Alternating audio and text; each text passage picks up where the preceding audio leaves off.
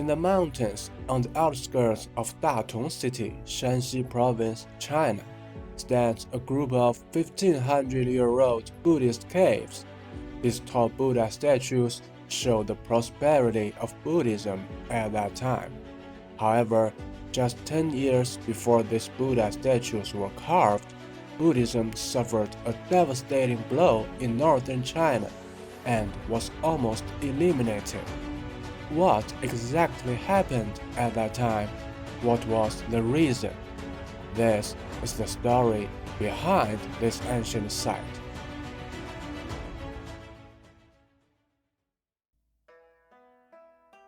In 291 AD, the imperial family of China's Jin dynasty fought for power and triggered internal strife. Some nomads took the opportunity to occupy the territory of northern China, and China fell into chaos for more than a century. In 386 AD, Gui established the Northern Wei Dynasty. At that time, it was only a small one among the many regimes in northern China. After decades of war, in 423 AD, 16-year-old Tao succeeded to the throne and became the third emperor of the Northern Wei Dynasty. At this point, this regime was already a great power in northern China. After 16 years of war, the Northern Wei Dynasty unified northern China in 439 AD. However, Tao's mission was far from over. Threats from the nomads in the north and the Liu Song dynasty in the south made the dynasty uneasy. The young emperor wanted to start another war, but encountered a tricky problem. People struggling in the never-ending war sought solace from Buddhism, which led to the rapid development of Buddhism in northern China.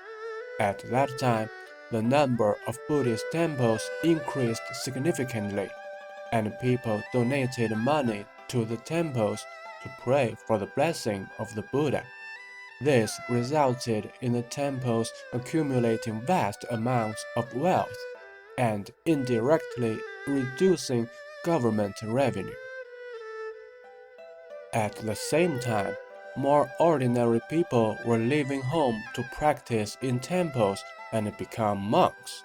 In ancient China, the people had many obligations to the government. In addition to paying taxes, adult men had to serve as soldiers for the country and work as laborers in various construction projects. According to the regulations at that time, by becoming monks, they no longer had to bear these obligations. Therefore, the increase in the number of monks led to a decrease in the country's military resources and labor force. Moreover, monks did not marry and have children, which led to a reduction in the population.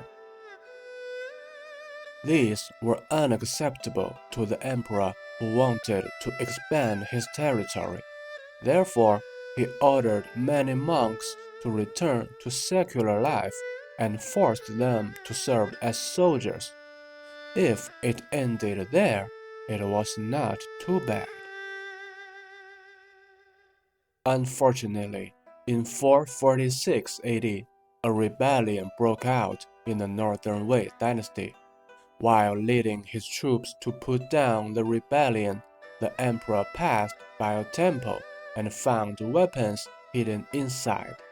He suspected that the monks were colluding with the rebels, so he ordered all temples and Buddhist statues in the country to be destroyed and all the monks killed.